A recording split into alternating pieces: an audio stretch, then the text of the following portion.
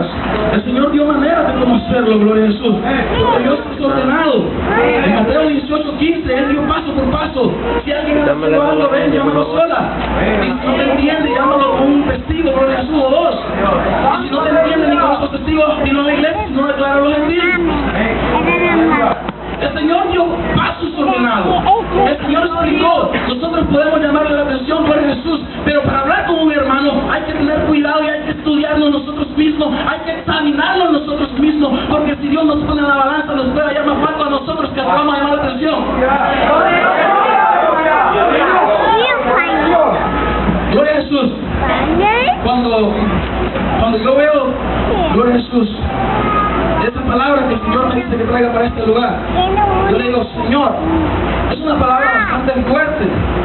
Si quizás yo predico este mensaje, quizás no me van a volver a invitar, Señor, porque imagínate que voy por primera vez, tengo que hacerlo mejor, gloria a Jesús.